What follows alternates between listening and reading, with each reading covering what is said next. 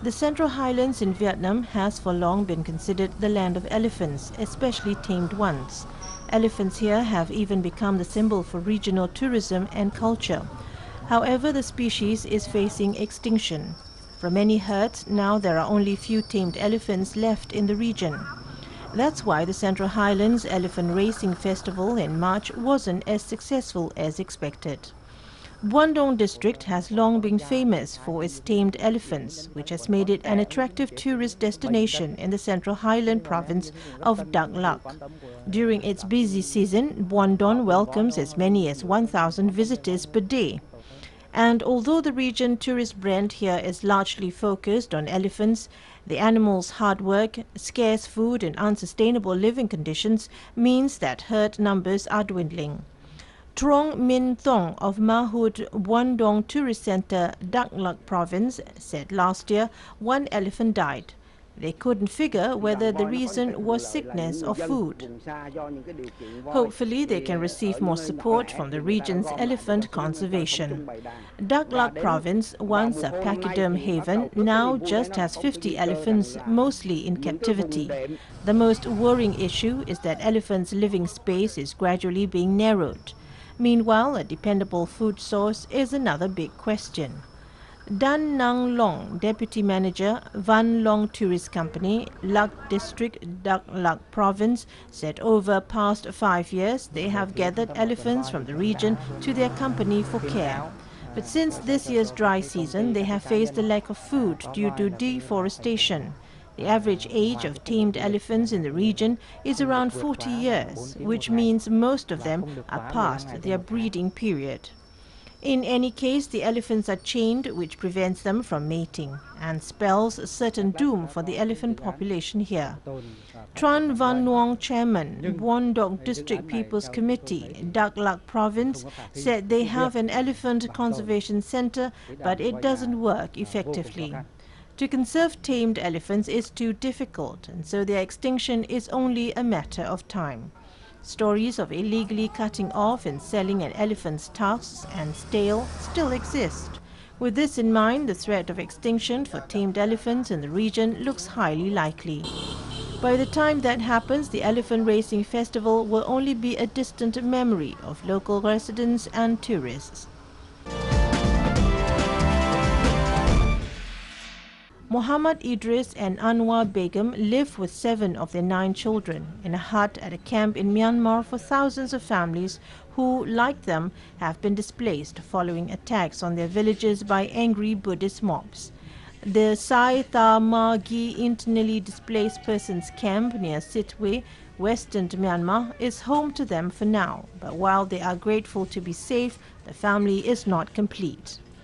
In the chaos that followed an attack on their tiny Muslim village in Myanmar's northwest Rakhine state in June 2012, 2 of their children became separated from them.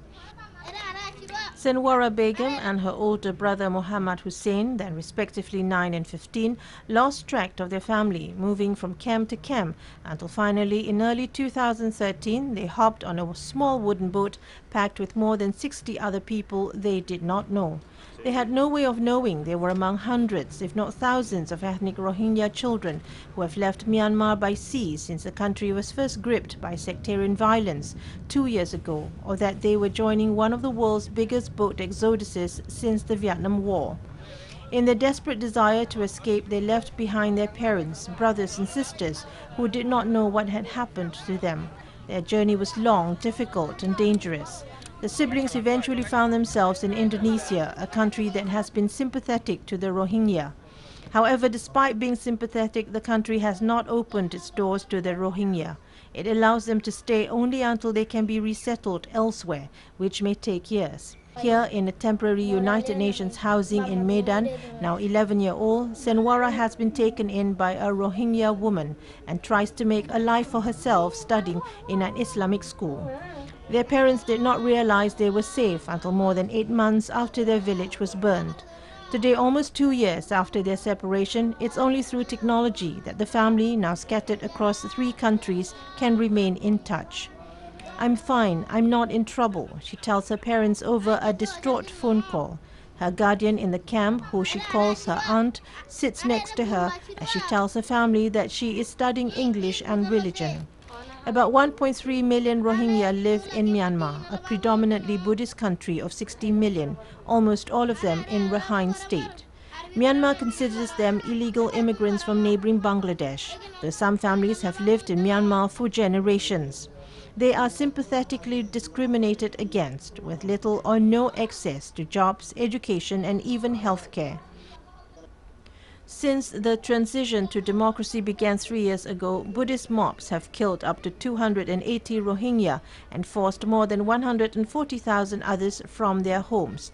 The violence first fled in mid-2012 and tens of thousands now live under apartheid-like conditions in crowded camps they cannot leave. It's in one of these camps that Senwara's parents now live. With few opportunities to contact their daughter, there is nothing they can do but cry when they are shown a video of her. Senwara's mother Anwar says she has mixed feelings about seeing her daughter this way. She felt so sad, but at the same time happy to hear that they made it out alive. But her two children are also separated. Once in Indonesia, Muhammad and Senwara were transferred to a filthy detention center with about 300 people, double its capacity. A riot soon broke out there between Rohingya and illegal Buddhist fishermen from Myanmar, and 8 Buddhists were beaten to death. Senwara slept through the brawl in another area. When she awoke, her brother was gone. After a few months in jail with other Rohingya arrested from the fight, Muhammad was released due to his age and left for neighboring Malaysia. Muhammad found illegal work as a street sweeper, earning about $70 a month, and now lives in a tiny hovel with about 17 other Rohingya men. He remains tortured with guilt for leaving his little sister behind. He said he feels very worried for his sister when recounting their boat trip after fleeing Myanmar. He said he wouldn't let his sister out of his arms because he knew how hungry she was, because he was too, he added before breaking down with emotion. Human Rights Watch Deputy Director of Asia, Phil Robertson, says that families end up separating for survival, but emphasizes that this was a worrying trend. It's not surprising to see families prepared to separate for survival. This is a very, very worrisome trend because it means that we'll see more vulnerable women and unaccompanied minors coming out of Rakhine State on these boats. For now, Senwara is settled in Indonesia, accepting the fact that perhaps the persons who are taking care of her now will be the people she will have to consider her parents. She said she just thinks that her parents from Indonesia will be her parents because she will never be able to meet her parents from Rakhine for the rest of her life.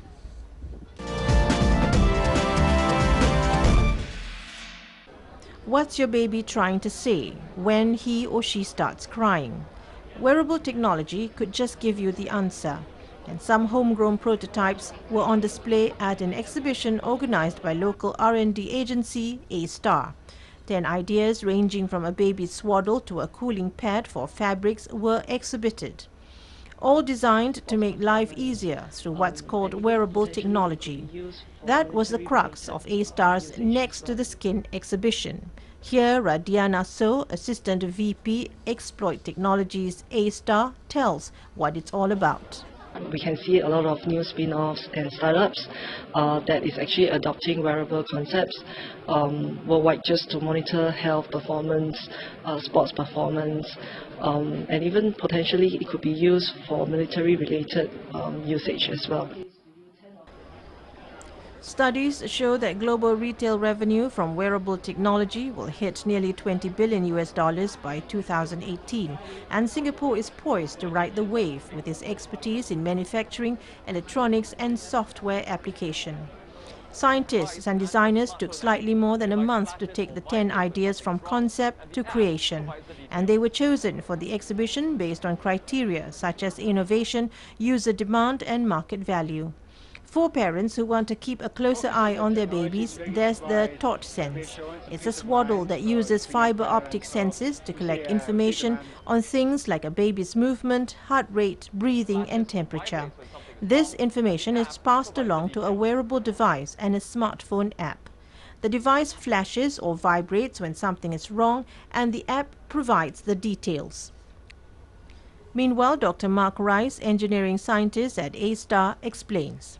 Newborn babies, obviously they can't communicate with their parents.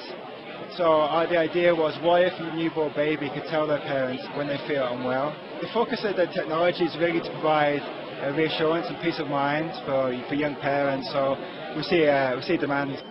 Another innovation is M-Cool. It's a cooling pad filled with microscopic substances that can be turned to a desired temperature. The pad is then interwoven into a garment. Dr. Shah Kwok Wei, engineering scientist, A-Star, also has this to say. This new product is to help our people stay cool in this hot tropical climate in Singapore. We have heard news of our soldiers and our students getting heat exhaustion, heat strokes after doing their exercise. Clothing, textiles, shoes industries, these are more companies that are coming to us. The prototypes were pitched to some 700 guests at the exhibition.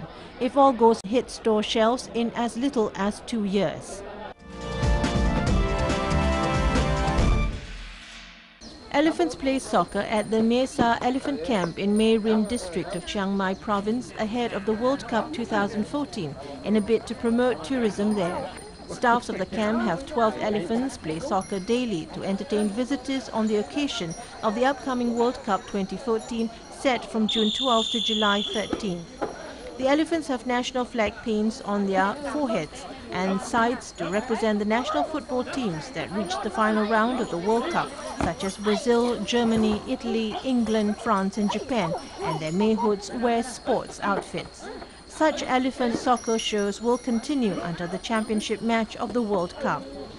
The special activity is aimed at entertaining visitors, demonstrating the capabilities of Thai elephants, conserving the pachyderms and raising funds to keep them. Mrs. Anchali Kalma Pijit, the owner of the Mesa Elephant Camp, said the price of an elephant soared to about 2 million baht due to the declining elephant population. Therefore, the Thai elephant soccer team is priced at about 25 million baht and is the most expensive elephant soccer team in the world, she said. Traditional hue lanterns are becoming increasingly popular souvenirs among tourists in recent years. Lanterns produced by the Kodo Lantern Center have been exported to several countries, contributing to the promotion of Vietnamese culture. This is a lantern center in Hang Long Wat, Hue.